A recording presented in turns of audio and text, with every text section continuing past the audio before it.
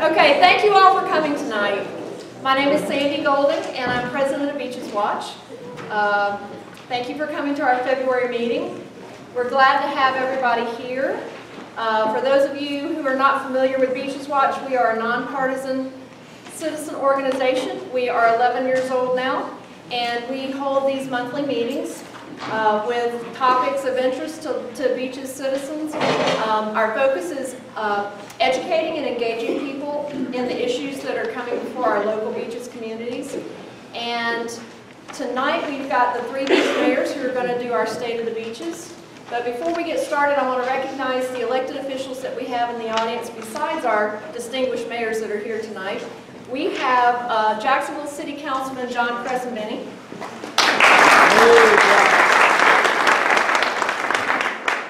We have School Board Representative for the Beaches, Scott Shine. Hey, Scott.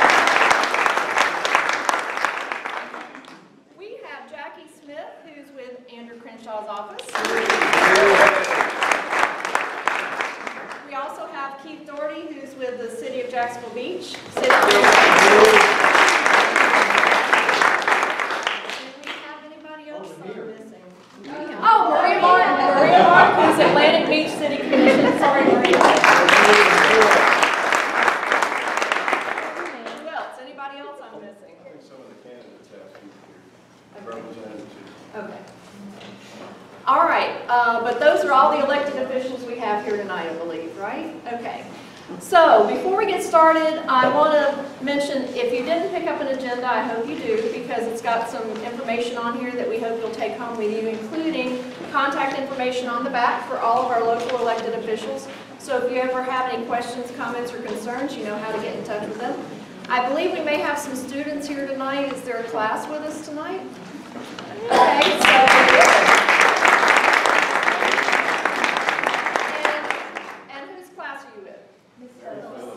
all right, yay, Ms. Phillips. All right, so thank you all for being here tonight. Hope you get a lot out of the meeting. All right, and just real quick, I want to mention a few things. We do video our meetings, so if you know someone who wasn't able to come, be sure to tell them about it. We have a YouTube page, and it's on our agenda here, and you can go there and you can see all of our previous meetings, the speakers that have spoken, and it's very, very informational, so we hope you'll use that resource. Also, just remind everybody that it's the beginning of the year, so that means it's time to renew your membership to Beaches Watch. It's $10 for individuals and $15 for families. Just helps us continue to do what we're doing. We are going to be having candidate forums coming up soon for the City of Jacksonville candidates, and then also Atlantic Beach this year, because Atlantic Beach will also be having elections. So be looking for that as well. We just had another elected official come in, Richard Arthur, who is Neptune Beach City Council. I want to announce that we are looking for nominations for our Friend of the Beaches Award.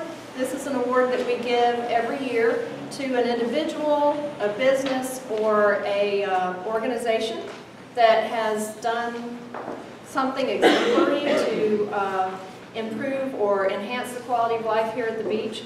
The information about what, the nomination criteria is on the agenda here, so we hope you'll take that and consider submitting a nomination or two, because we like to recognize the good things that are going on in our community, and we hope that you'll nominate some worthy person or organization. Also, Senator Aaron Bean has announced office hours for February 10th from 10 a.m. to 1 at the Jacksonville Beach City Hall. So if you have any questions, he'll have staff members there to answer any questions that you may have, or try to help you with something that you may be trying to work on that he could help you with. And then the Atlantic Beach Community Development Board is having a meeting on February 17th at 6 p.m. and they're going to be voting on strengthening the tree ordinance. Is there anything you want to add about that, Maria? Or not yet. Okay. And then just want to remind you, our March meeting is March 4th, and it will not be here because the library is going to be busily preparing for elections, so our meeting will be at the Beaches Chapel in the museum and history park. So that's actually a nice little venue, so we hope you'll come out for that meeting. So anyway, do we have any other announcements real quick before we get started with our speakers tonight? All right, so I'd like to start. We have our 3 beach mayors here tonight, and we're very thankful to have them here. They're going to talk to us about the state of our beaches. And we have Mayor Harriet Pruette from Neptune Beach. Mayor Carolyn from Atlantic Beach. And Mayor Latham from Jacksonville Beach. So if you don't mind, we're going to have each of them do their presentation. We'll start with Harriet, and then we'll go to Atlantic Beach with Mayor Woods and then Mayor Latham. Once they're all done, then we'll open the floor to questions. And so we'll go ahead and let Mayor Pruette, you can start.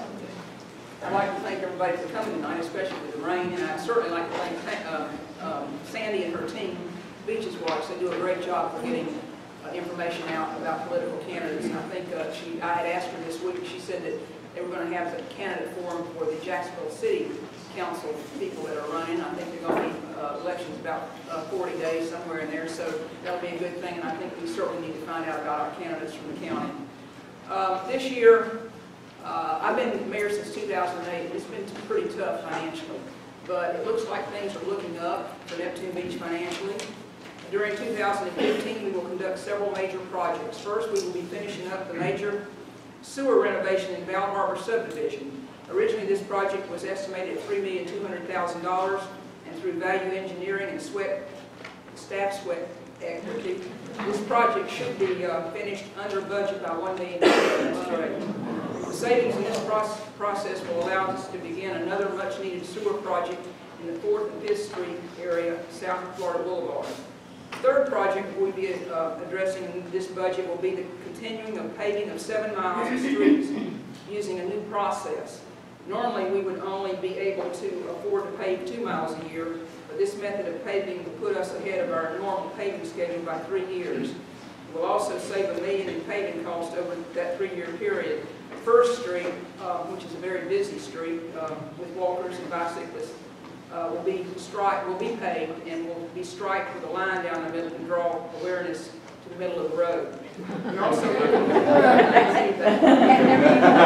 looking at a continued improvement in our sewer plant through a grant project. We hope that this grant process will allow us to do $1 million worth of upgrades that will not have to come from the taxpayer's pocketbook. It will be grant. The city is looking at a major replanting of hardwood trees in Jarboe Park and other areas of the city. And the funding for this will come through a grant through Councilor Bill Gullerford's office. And speaking of trees, we've had several trees go down to the beach, and we were very, very fortunate that no one was hurt, seriously hurt or injured. One of them, I think about 4 months ago, went right over Penman Road and right about 440, because I went down there, and if it had not fallen the way it did with the light, we could have had possibly somebody getting killed. Our city has gone out and had our staff do a survey of the trees near the road. If any of y'all happen to think that one of them looks like it might be in jeopardy of falling, please let our city know, because they can't look at every tree, but they have taken a survey of the trees. These are old water oaks, and by nature, they're coming down because they're getting to that age. Our beautification committee is working on a grant to landscape 3rd Street through a medium retrofit similar to what was done in Jacksonville Beach. And if approved, this project should make a major difference in improving the look of our residential area along 3rd Street. The beautification committee is also going to have they've already got the design, a beautiful welcome to Neptune Beach sign placed on Atlantic Boulevard as soon as the state gives them the approval. And they're working for that now, and also they're going to put a smaller sign up on 3rd Street Penman Road. Right now we've got some pretty tacky signs up, so too much improvement. The workload in our building department over the last 3 months has doubled. We are also having major growth in rehab of existing homes and the development of 30 homes with possibly 6 or 7 more to be built, and that's good, more tax money for us. In addition, we have a major new commercial project. Proctor Ace is moving from the Kmart Shopping Center, and their new business will be completed in late spring of this year, and it's down there where the Winn-Dixie is. Both the new commercial and residential projects will bring in, again, as I said, much needed revenue. We also have a brownfield cleanup at the old McCall site, and this will bring in new development and several new jobs, I understand. An application also has been submitted for a new credit union, ViStar, on the Bono's and Sonic site. In Town Center, a two-story restaurant retail office building is finally getting underway pretty well, and it should be completed this year, which is going to place more of a parking burden in that area already overly saturated with vehicles. As a matter of fact, our city police chief and our city manager and myself believe that when they get this developed completely, it's going to be a crimper on Town Center. It's going to put a real hardship on them because already it's saturated. You can't find parking as it is, and when they get that new development, it's really going to, I think, hurt. We're looking at South Coast Capital probably going to start towing more and more, because yesterday they towed 2 or 3 cars at 10:30 in the morning, and 2 of them were our own city vehicles.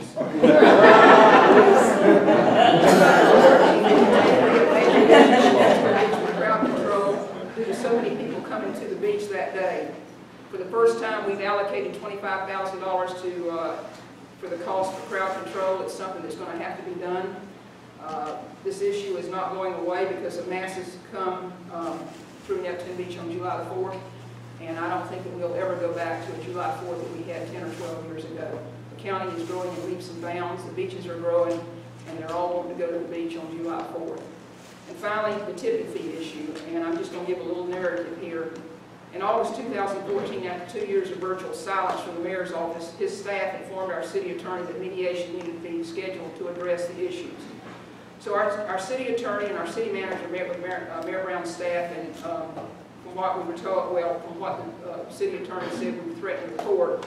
But after they continued with their lengthy discussion, it was suggested by Mayor's staff that Neptune Beach put a proposal in writing outlining acceptable terms of settlement.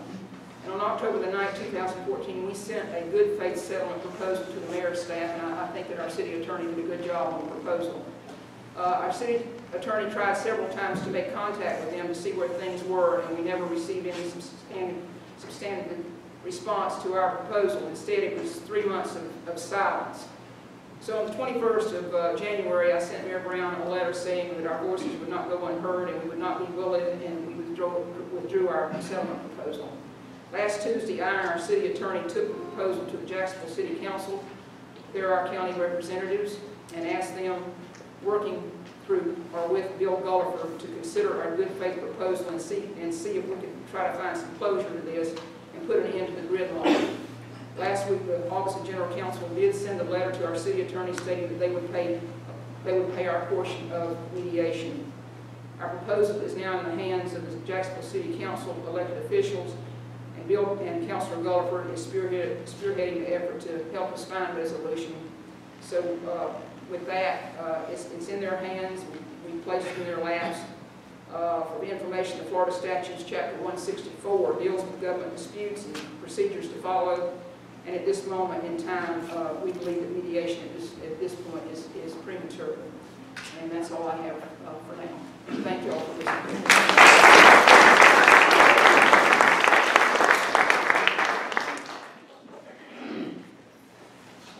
Hello.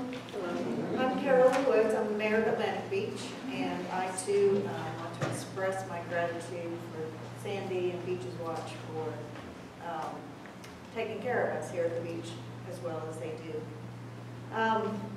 We've had a busy year in Atlantic Beach. We've had a lot of different changes. We started out the year with discussion about our police building that has been an ongoing discussion for almost 10 years, maybe 11.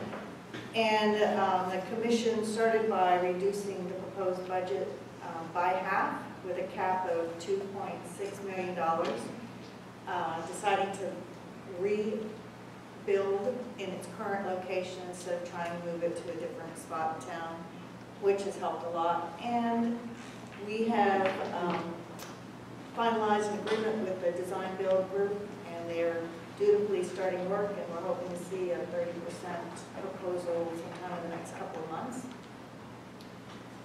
We've also had a lot of staff turnover. We've had new administration, new city manager, new city attorney, new police chief, and they've been a wonderful group to work with. They've really come in, taken over, worked well together. They've forged wonderful relationships with Jacksonville. And because of those relationships, we've managed to get a few things done that have been kind of lingering. One is our tipping fee settlement. We had different issues than Neptune Beach, and so we've been able to progress on a different course than they have. And that is currently working through both of our councils, and I think we'll reach agreements there. We just need the ink on the paper. So that's been wonderful to get that behind us.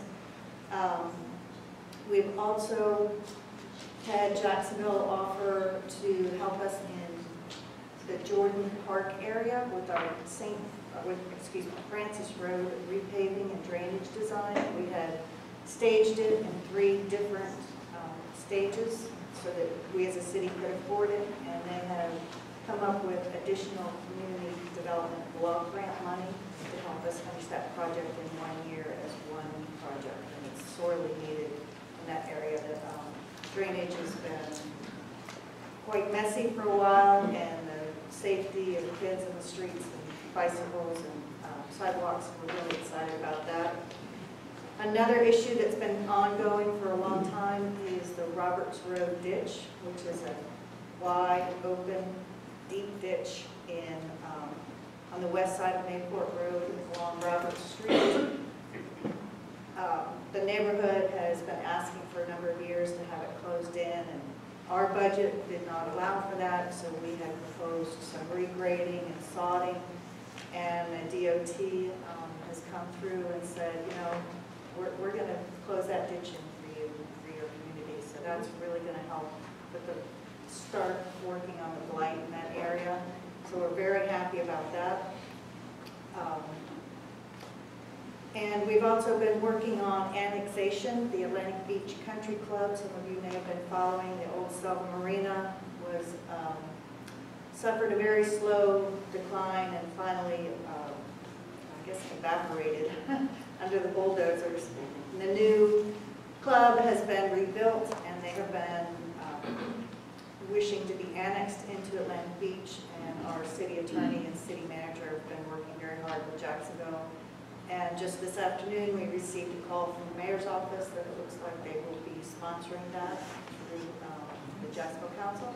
So we're looking forward to that moving and progressing along as well. Our new city attorney worked diligently with our charter review committee, which was a long and arduous chore. I don't know if any of you have ever contemplated that, but it can be pretty technical. It has been quite a number of years since our charter been looked at. And we all know things have changed a lot in the past 15 years or so with technology and just general life at the beach. So they have worked diligently, and they've provided, I think, 44 different things for us to consider amending in our charter. The commission is having a joint meeting with the past committee to hear their rationale, their decision, why they made the decisions they did, and we're looking forward to that. And then the process is still kind of lengthy. After we meet with them and discuss, then staff is also looking at the recommendations and how, in their opinion, it will affect the everyday running of the city, which is very important because obviously they know more about that than any of us. And we'll get together with them and listen to their opinions and insight. And then the commission will finally get around to discussing it and end up with wordage that will be on our ballot this summer in August. We have our primaries in August, and we don't generally go to the general election, but if we have a lot of candidates, we will, and that will be September. So we're all looking forward to that. It's always fun to have candidates running around. Right, guys? Other candidates we have out here. Another issue that has been boiling in our city is I always like to say every issue in Atlantic Beach is basically a quality of life issue. And our tree canopy is a huge quality of life issue in Atlantic Beach, and it's one of the more unique things that we have to offer as a community. And we've slowly been watching it disappear. I think Maria had initiated a tree canopy review, and they had determined it was like 20% of our tree canopy had disappeared in the past 5 years or so. So that's quite a large number. We're working on strengthening our tree protection and tree replacement ordinance. It's moving its way through the Community Development Board, and they will make recommendations to the Commission, and then we as a Commission move forward on that. So I'm looking forward to this. My original role in city business and the City of Atlantic Beach was on the very first tree beautification committee, which was started by Bill Gulliford. Phil, did you walk in? And he started a lot of our community committees, and they've been a wonderful asset for us. And that was the first one that I was involved in, and I moved upward and onward from there. So, another major project that we are continuing to work on, long-term project, is our Mayport Corridor Improvement Program. Jacksonville has decided to have a community redevelopment area for the city, little village of Mayport, and they've expanded it out along Mayport Road, coming up to our borders with Atlantic Beach. So we are contemplating whether we also would like to have a community redevelopment area in that section of Atlantic Beach, and we're talking with Jacksonville to see if there's a way to partnership, or if our needs are different. So we're just starting that process to look at that, but we're very committed to that area and moving forward and making it a long-term commitment. Part of that whole process will involve some community visioning, not only in that area, but for the whole of Atlantic Beach. Another big issue that we've been grappling with is our bicycle and pedestrian safety. Harriet touched on it. Our beaches are getting busier and busier. Jacksonville's growing. Everybody wants to come to the beach and hop on their bikes and walk around. And our roads are small and our cars are big. And we're seriously trying to grapple with how we accommodate all of those needs together. I did have to admit, I took a picture of a sign that Charlie put up at his beach that I really think will help some, and it's a notification that says state law requires vehicles to stop for pedestrians who are within the crosswalk. So not only, it's educational because it lets pedestrians know they actually need to be in the crosswalk, and it lets vehicles know that if there's someone actually in the crosswalk, they really do need to yield and let that person safely cross the road. So it doesn't mean you can dart out in front of a car, but you're there, you do have the right of way. So we have a long way to go on that. Part of what sparked that a little bit, you may have heard of the discussion of opening a gate in the Hammer Park for pedestrian and bicycle traffic. And everybody, it seemed, whether they were in favor of opening the gate or opposed to opening the gate, everybody cited concerns about safety along Seminole Road and all the conflicts between the bikes, pedestrians, and cars. So we're going to solve those safety problems before we move forward in any other direction. And that leads me to the budget, everybody's favorite subject. We also are having a huge amount of construction and reconstruction going on in Atlantic Beach. I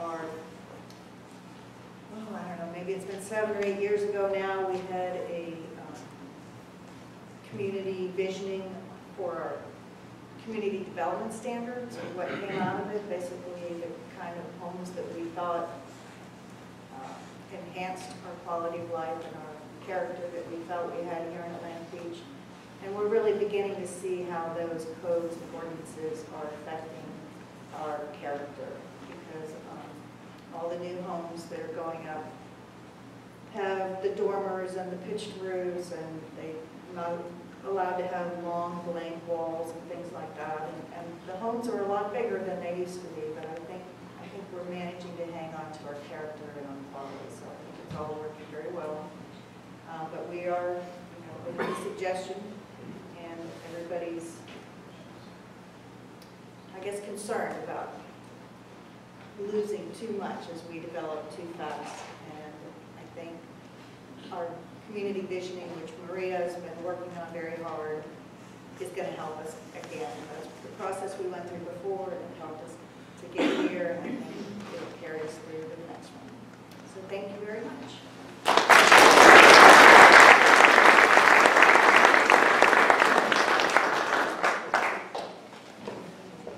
These guys are a hard act to follow, I'll tell you. Let me introduce a few new folks that walked into the room. Our District 13 Council member, Bill Gulliford, is here.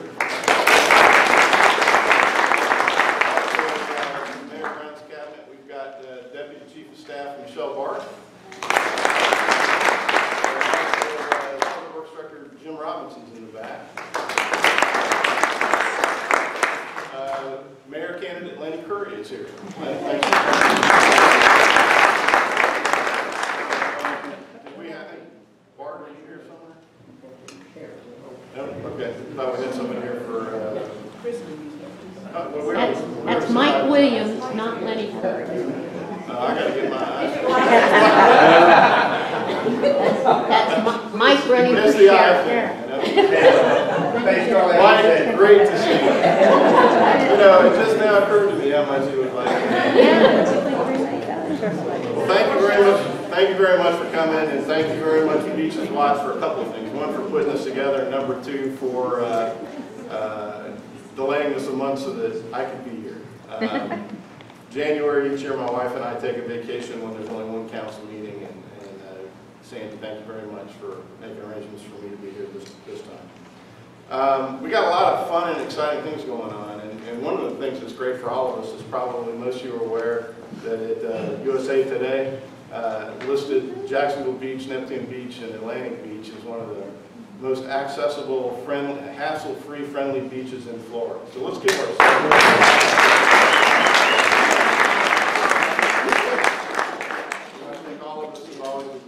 Separate cities, but one community. What a great community we live in.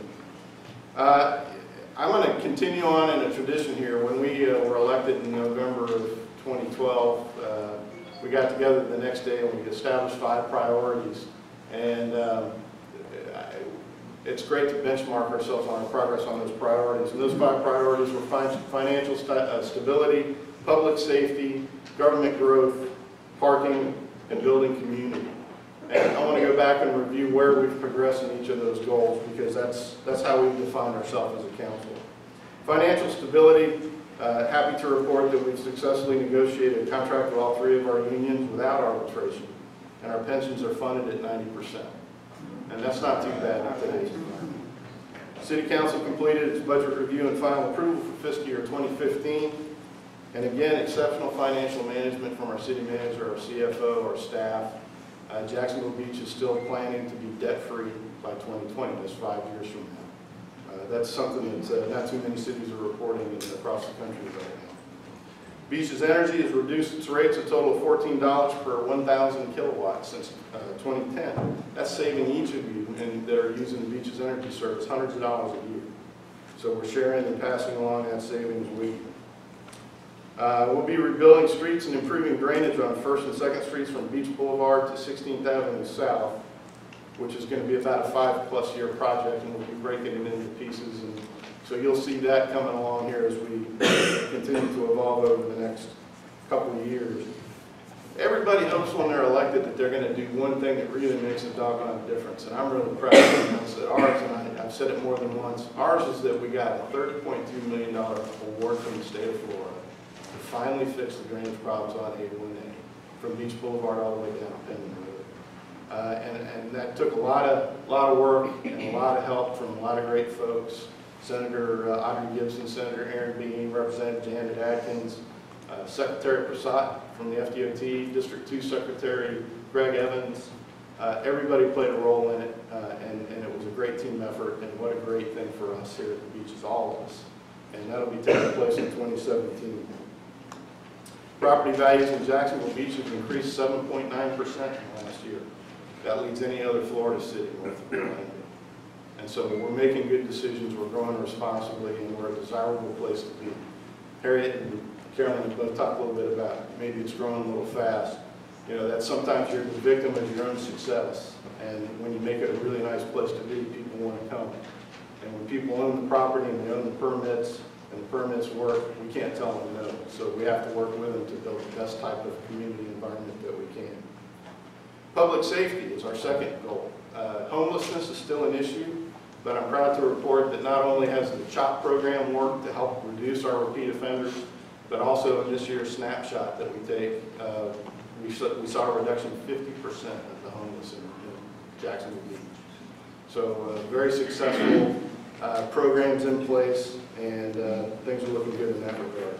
We've increased our downtown policing, our CAPE program, our community program, by 5 officers. And so we're seeing that. And again, these are people who get to know the businesses, they learn the businesses and the attendees, they become kind of ambassadors downtown and doing a great job to deter crime. We have funded to rebuild all and seal all beach overpasses, walkovers. Throughout Jacksonville Beach, it's a 3-year process, and we're about halfway through already. So you'll be seeing all the street ends, this change will be taking place continually for the next 1.5 to 2 years. And again, our shore protection and beach renourishment is still scheduled for 2017, and we work every day ourselves and through our consultant Kevin Bodge to make sure that the federal government's on top of that, and we're going to get our replenishment reestablished. In business growth initiatives, which is our third priority as a council, we established a business coordinator downtown, Rick Amato, who is a great and intelligent guy that kind of takes a leadership role when there are things that don't go well for business owners. He'll take problems from them and take ownership of them until they're resolved. We completed our commercial natural gas infrastructure, which is pretty exciting.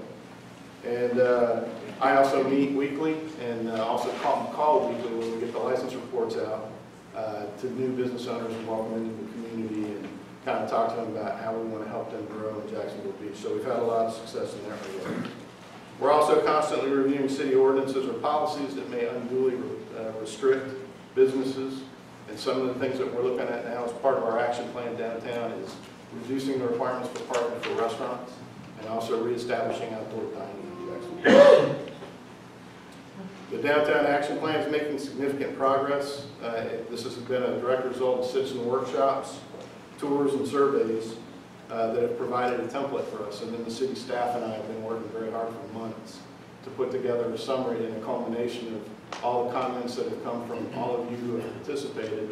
And we anticipate in the next several weeks that we're going to have that workshop where we finally sit down and say, okay, here's what we propose we need to get us closer to where we want to be as a community. We're also, downtown action plan includes the building of a parking garage with either a retail interface or with a JTA interface. So that will be part of the discussions that we continue forward with here as we get this plan out on the street. Parking. Parking, since I just mentioned parking garages, we completed the plan for low-speed vehicles, and part of the plan that we're going to implement through this action plan downtown is to implement some residential parking programs. To those people who live in all the beaches, living east of 3rd Street can be kind of an inconvenient place to live sometimes when the summer crowds are big. So we've implemented and we found some pretty good programs to lay out there and to test to get that under control as well. Building community, one of my favorites. First thing, and as always, we involve our citizens. We've done that through numerous workshops, polls, and reaching out to community leaders. I want to re-emphasize, Mary Phillips, will you stand up? Mary Phillips is one member of Jacksonville Beach's community who's taken it upon herself to drive kids into our meetings. Now, half of you are mind-numb bored here.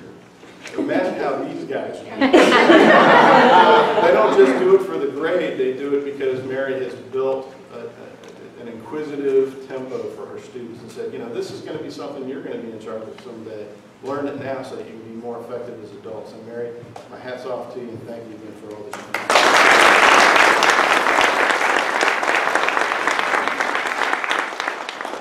Continuing on with building community conduct town hall meetings monthly.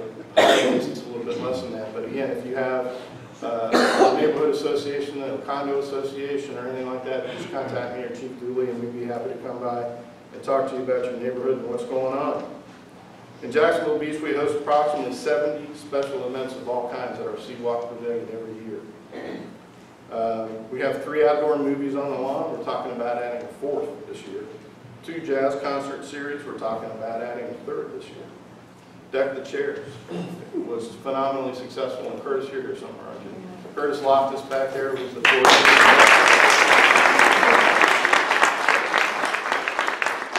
8 years ago, we didn't have a single Christmas light up for Jacksonville. So it's quite a change, and it's a lot of fun, and it does us all a lot of good to see the tears in the eyes of the kids when they come up with the excitement at the downtown area. And Curtis and his team have done a really wonderful job of keeping that program growing every year. We can't wait to see what happens next year. Fireworks continue. You know, it's been working pretty well. We do our best to plan for it as best we can, and they continue to bring lots of folks in. We got the Donner Run February 15th. Air show's back in Jacksonville this year, October 24th and 25th. We're building a skateboard park. So when you guys go back to school, you tell them. It's posted in the class. There you go. We had 2 town hall meetings with the middle school kids from Fletcher High School, or middle school, and they said, we want a skateboard park, and by gosh, they're going to do it. We're building 2 restrooms at the Oceanfront Park, which is kind of exciting for those of you that like to bathe in that area. The art walk and the car shows are going really well. We're about to install a bunch of designer bike racks all over Jax Beach, which is kind of fun. We're seeing more people bike, obviously, and everybody's talked about it tonight. So we want to facilitate that and give people an opportunity to safely park and lock their bikes. Responsible redevelopment continues. We've got Trader Joe's, which is open now and doing really well. Avalon over at Beach and JTB continues to thrive, which was a great public-private relationship that's worked out really well for all of us. The Channelside Condos, which is replacing over at the old Lighthouse Grill, is progressing nicely. Ocean Terrace, which is the 59 single units at South Beach Parkway and Sanctuary Parkway. You can see now that the model homes are coming up. There's a lot of construction going on, and there's some road work going on. But we just finished 2 weeks of repair to manhole covers in that area, and that's why the traffic was deterred. We're getting ready now to take the electrical facilities underground, and then we'll be putting the new turn lanes and everything else down there. So we're progressing nicely in that area as well. Blue Water Apartments on Beach Boulevard, the old George Moore Chevrolet, 172 units, looks gorgeous. And we're currently in discussions with several new retail establishments through our relationship with Retail Strategies. And we've got about 18 franchisees that are national franchisees looking to come into our market. And I'm really excited about some of these. One of the ones that we're talking to, and we're getting closer every day, is Shula Steakhouse. So that would be a nice addition to our downtown. Plans for the coming year. The action plan is going to drive us. We'll be publicizing that in the next several weeks and inviting the public to come in and comment one more time. And we want to continue to seek our citizen input to work to become the most family-friendly beach community in Florida. Our infrastructure requirements, we continue to work every day. I could go on the list of all the number of force mains and underground, how many miles of sidewalk and how many manhole covers. We're a big city, and you never see it unless we do something wrong. So when you don't see anything happening, that means the guys are working really hard to do things right, and I'm grateful for that. We're going to continue to work with Retail Strategies to bring bold new businesses into Jacksonville Beach that are appropriate for all ages. And in the upcoming legislative session, at the state level, pension reform is a really big deal. You know, you've heard a lot about it, you've read a lot about it in the news locally and in the state, and I'll tell you that we're working very diligently to provide some legislation language to our elected officials in Tallahassee to seek some changes to protect us as a local community and give us some sustainability under our own pension program. So we'll continue to do that and work hard to get that done. But you can see that we're in pretty good shape as a city. We just want to protect ourselves to make sure that that doesn't change anytime soon. Communication service taxes. The governor has graciously decided to make a change and return those to the voters. That's great, but it hurts us in a big way. It hurts all of us in a big way, and that has a big impact on our infrastructure costs. I think it's about $700,000 for us in Jacksonville Beach for road repair. So we're working really hard through our own efforts and the efforts of the lobbyists that we've hired, or a consultant in Tallahassee, to lobby to keep, if the state wants to give up their taxes, that's fine, but we'd like to hold ours so that we don't have to make other adjustments to keep the, or witness the decline of those services. What can you do? Attend more city council meetings and workshops, maintain a communication link with the mayor and city council, attend these kind of things with Beaches Watch, and become an active member of our community. We're very grateful for you being here tonight. We're very grateful for Mary and the kids and coming in and learning about what we're doing. And there's a lot of exciting things happening in Jacksonville Beach. And we see a lot of good things continuing to happen for the next several years. We're always open for business. We're always open for comment. And we're here to serve. So don't forget who's on the top of the chain of command. You all know that, right? Where's the kids? Who's at the very top of the organization chart in the city of Jacksonville? You are. No, it's not only from Lego. It's, but thank you all very much, and I think we're going to look forward to answering some questions now.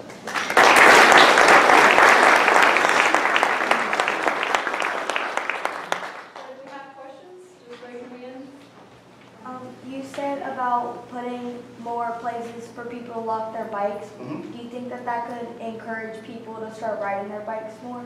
We certainly hope so. I think all three of us are seeing an increase in the bicycles, and the more bicycles and less cars, the more safe it is, and the better off we all are. So, good question. Yes, ma'am.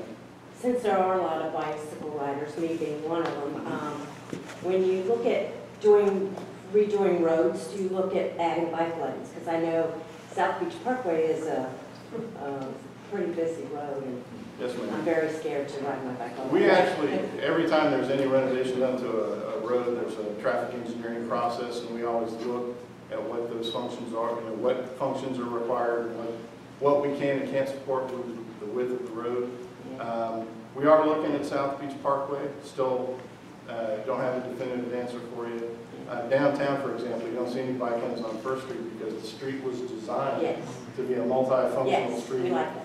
And okay, well, I'm glad. But we are continuing. We were just in staff and I were having a meeting the other day talking about different roads, like south, the 25th Avenue South, that runs up to the gate station.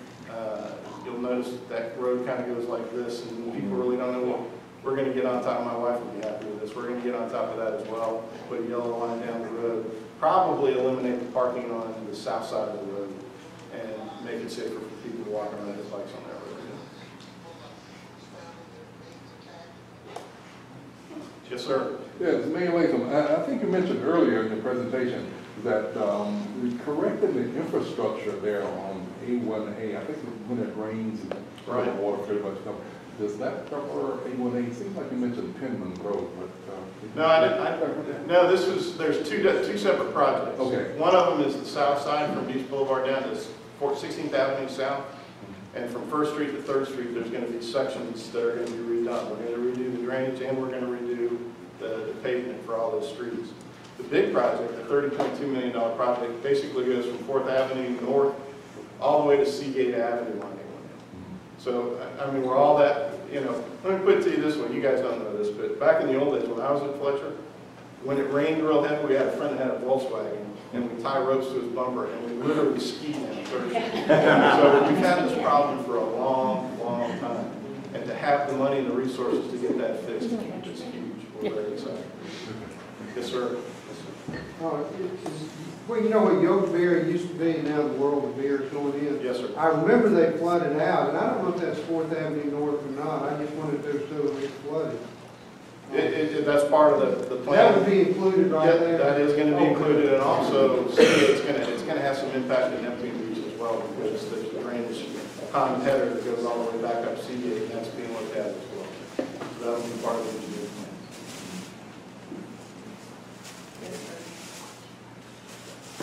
This question is, you know, for all three mayors. I guess it was like a year ago, 2 years ago, we had discussions about closing down the library, so the interlocal agreement came to light for everybody that had come to the meetings, you know, said read the interlocal agreement and everything like that. Well, so I'm wondering if, you said we're one community, 3 cities. Now, there's a lot of services out here at the beach that kind of overlap, like possibly Jack's Beach has a dog catcher, Atlantic Beach has a dog catcher. I don't know if Neptune Beach does or not, but really possibly one dog catcher could accommodate the entire community. So I don't know if y'all have ever got together and decided that the cities could come together and pool resources on certain ideas. Now, the reason I bring this to light was a few days ago, or a few weeks ago, or a few months ago, I'm not going to say when it was, but I saw a police officer in one of the neighboring cities put 2 homeless guys into a cab. And so I said, so after I got out of the grocery store, I called him over and was just sort of kidding. I said, you didn't really just put them in a cab and send them to Jack's Beach, did you? And he said something like, oh, well, we're moving past corrections. I sent them to the mission house. And, you know, they were inebriated, and the mission house has certain rules that says you can't come in inebriated. So in a sense, he just sent them down there, and so we have 2 guys stumbling around the mission house down there. And you said the homeless count was down by 50%? The snapshot. Snapshot. Well, my daughter and I do the I'm sorry about the editorial. My daughter and I do the Thanksgiving dinner every year, and this year at the Catholic Church at Thanksgiving, we fed more homeless people than we've ever fed before. So on one side of the scale, it's going up, the snapshot's going down. Weather has a lot to do with it. So I'm just curious about the interlocal agreement that y'all can come accommodate, because we all seem to have the homeless problem city to city to city. We have dog catcher problems. There's a lot of stuff going on that we could be more of a community. Well, my opinion regarding services, shared services, I've thought for a long time that the 3 beaches ought to get together and possibly look at putting together some services like maybe not fire so much, but just us getting together and talk about some of these things that we could possibly save money on, and even animal control. The county is supposed to provide us with animal control, but the thing is, at the beaches, we need a higher level of animal control than the county provides in town, because we have people coming from all over the world to our beaches, and most of the people that go to the beaches are either in swimsuits or shorts. And all it takes is a friendly dog running up and jumping up on somebody, and you can cause a lot of harm to them. But I would like to see us get together on some services and discuss some things, even like a holding cell. I know at July 4th last year, I think we got together with Jacksonville Beach, and they helped us with that. And then, because we have to take them downtown, every time we take a prisoner downtown, it takes at least 4 hours of our police officer being off duty here in Neptune Beach. So I think there's room for us certainly to get together and discuss looking at some of these services that we could possibly combine. But I don't know if it'll ever happen, but I certainly think that we should. Well, let's ask you, would you 2 want to get together to talk about this? Well, first off, let me preface by saying that we all 3 talk regularly, and we do talk about issues that are coming up. It's not a simple equation when you consider the tax base, how the money is being allocated to the different budgets. So is that a no?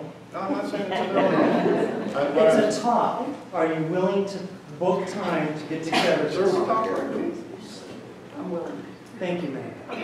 We're all willing, and we do, is what Mayor Latham's trying to It say. sounds like you're not having the conversation that needs to happen. Well, I'm Do sorry. you have a specific that you think we should consider? Whoa. Electrical and garbage. You know, Beaches Energy supplies energy to a couple of communities, and then one community gets JEA. You know, we could get together somehow and do that. That's a complicated issue, because we, Neptune Beach, get service from Jacksonville Beach, and I can tell you now, I frankly believe we are very fortunate to have Jacksonville Beach's electric. When we've needed them in storms, they have been there, Johnny on the spot. And I have been across in Atlantic Beach.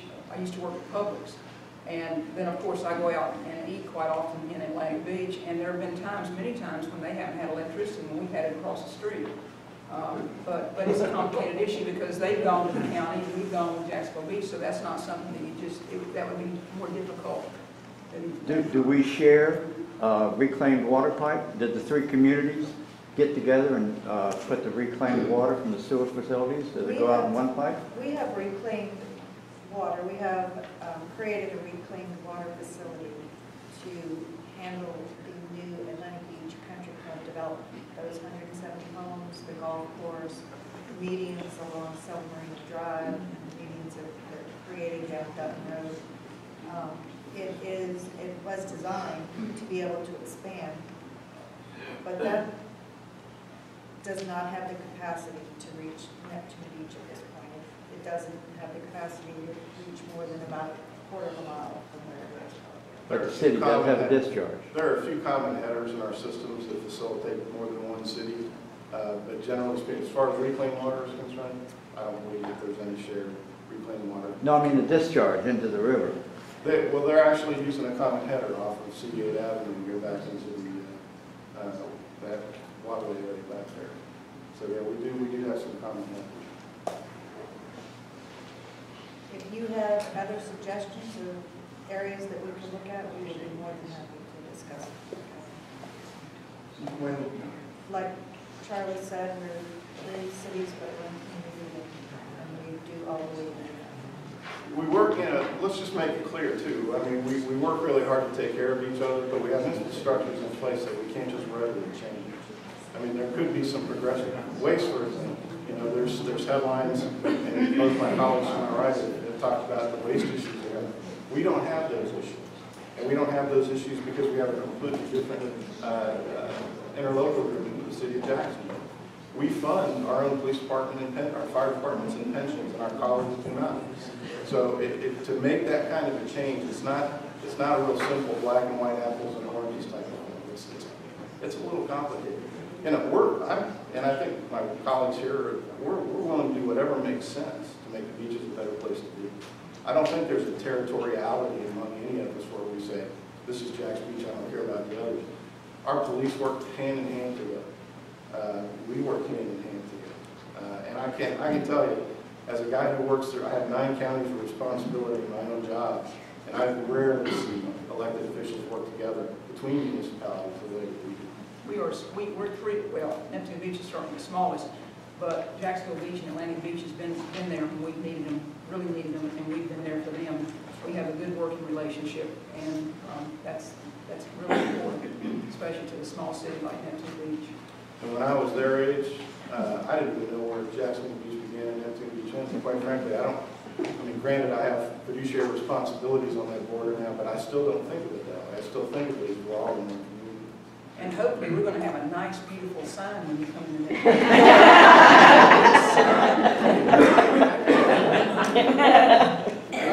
Sandy, can I say something that I forgot to say? Neptune Beach is working. We're refurbishing our crossovers to the beach this year. Some of them are in bad shape, and we're redoing that. We're not. We haven't gotten control of the ants yet, but we're going to be working on that. You know, it's kind of a point of personal privilege in a way, but the way it is, we get really mad at downtown, and it's easy to blame things on downtown a lot. Michelle Barth, though, is a breath of fresh air on the mayor's staff. And you can actually communicate with her, and she communicates with you by email. So, return to email. So, I think we're lucky there, but the elected officials used to bug the heck out of me, but then John Crescent got elected and Bill There you go. And if you could clone those two and play Yarborough too, they're all very responsive to somebody from Jack's Beach. When they communicate with them, they're the main ones, but it's kind of like having your own elected officials down there. You know, I know John's big on the library, and he also interfered with Bill.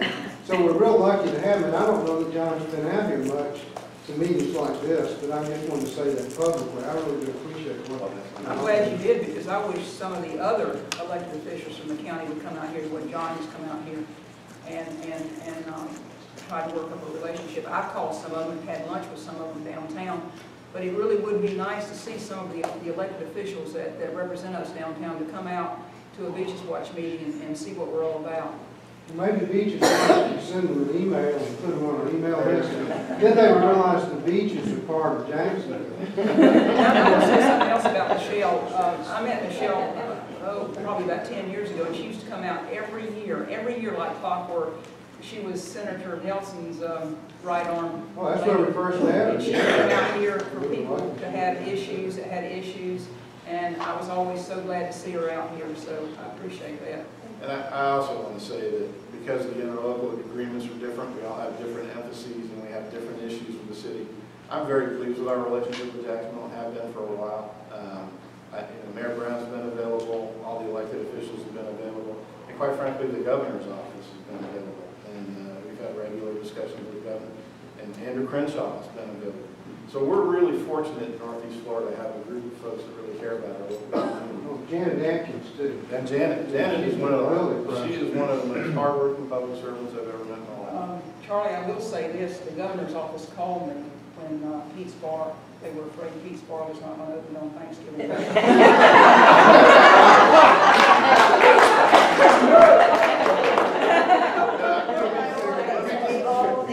I do want to say this one thing, just so that I'm clear. You know, some of you knew my dad was mayor. My dad was mayor for 2 terms under Lawton Child as governor. My dad never once talked to Lawton Child. Governor Scott's called me 6 times in the first 2 years of my office to see what we can do to build more jobs in Jacksonville Beach. And that's a good relationship to have with your state office in Tallahassee. Jackie? Lance brought it up, but I'd love to hear from John. Chris and Betty worked so hard for our ferry. As to where are we on that, John? Stand up, John. Can we call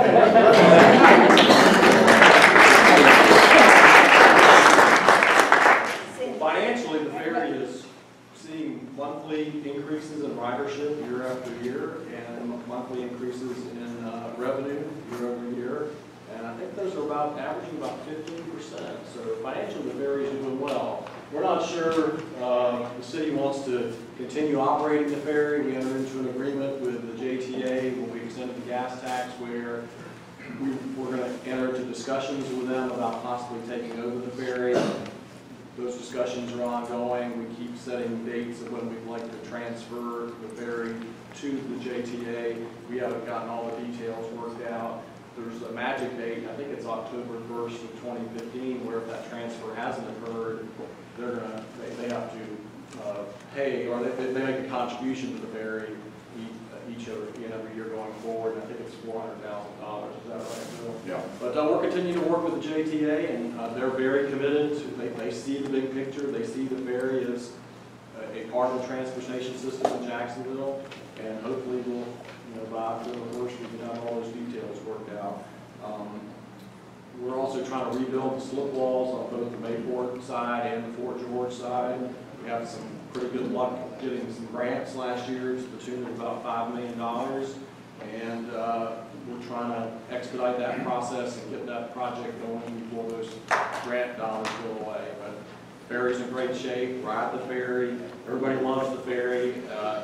We have a commission that's all volunteers, and what I like so much about not having an entity like JTA run the ferry or the city or FDOT and have a commission like we have is we've got people that it all comes from right here. They have a personal interest in making sure that ferry, and sometimes you lose that when it goes to some sort of bureaucratic organization. But we're talking about maybe trying to figure out a way we can still have some sort of citizens advisory committee to work with JTA when that transition's made.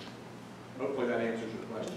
I have one question about it. I know one year it didn't participate, but it was taken to the boat parade, and that didn't happen again. I mean, was there any particular reason? Was the ridership not up on that? Because I thought that was a good idea, but that year, we were participating in the boat parade. But for those who can't, it's a wonderful, thing to go to, and for the ferry to participate in it, to me, would be awesome. It turned out to be a rather expensive proposition.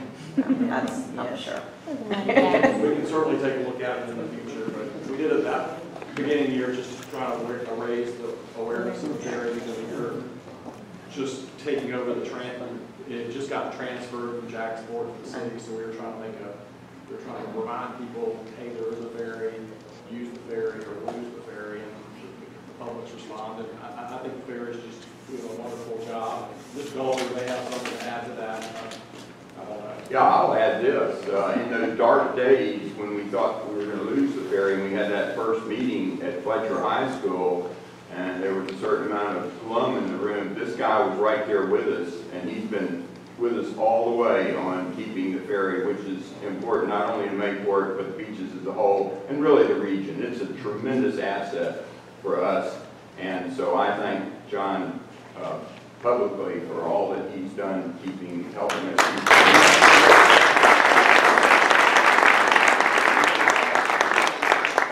appreciate that. I live in East Arlington, but it's everybody's ferry, and we need to make sure we always protect it. Sandy, I believe you have, is that Mike back there running for sheriff? Will I'd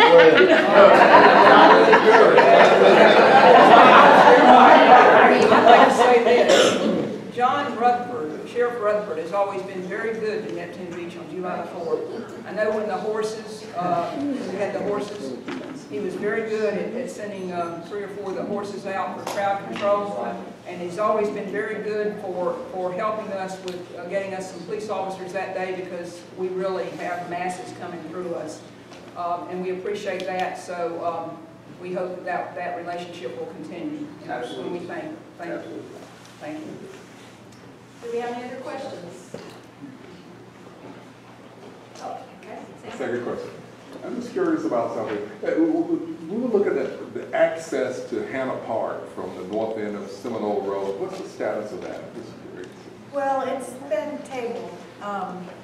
As the community came out and we had a big raucous community discussion about it, everyone, whether they were in favor of opening the gate or they were opposed to opening the gate, everyone was concerned about traffic safety, pedestrian and bicycle safety. So we're going to solve those problems before we bring that conversation up again. Okay, well, with that, oh, one more question? Were you going to talk any more about the tree ordinance? I mean, I can't drive by what used to be Selva Marina without bursting into tears, really. The Community Development Board is having a meeting, is it Tuesday night, Maria? And they will be discussing the tree ordinance, and I would love for you to go and talk to them and let them know how important it is to you and to the community. Thank you. February Anybody else who 17th. would like to go? February 17th at 6 p.m. At City Hall. Chambers. Thank you. Okay, well, Bill Goldberg asked to have just a moment before we close the meeting. So. Thank you, Sandy. I guess by now a number of you know that I was reelected without opposition.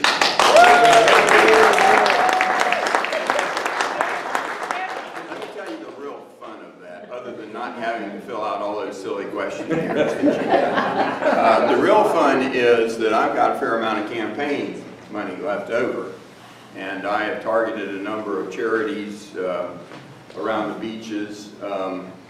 And in that vein, I wanted to recognize Beaches Watch, because I think we really have something here that we need to thank her often and her board for what they're doing. While we all may not agree on every issue, the great thing is the open dialogue, the open debate, the open forum that's given to the community. And I think community organizations like this are really the heart of who we are and what we need to be.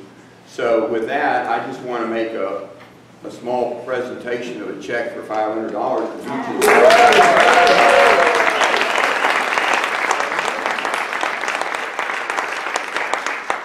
Cindy Funkhauser slipped in the room a minute ago because she heard money was being given. And so, I know. Salzbacher's going to get a little bit too, Cindy. I've got Beam, I've got a whole bunch of them. And even Curtis Loftus and Deck the Chairs. Yeah.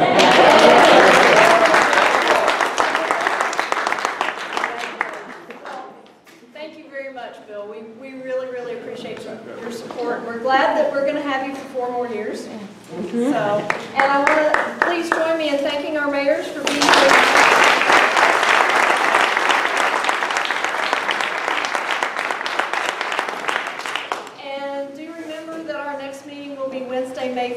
be at the Beaches Museum Chapel. March 4th, sorry. Okay, and thank you guys for coming tonight.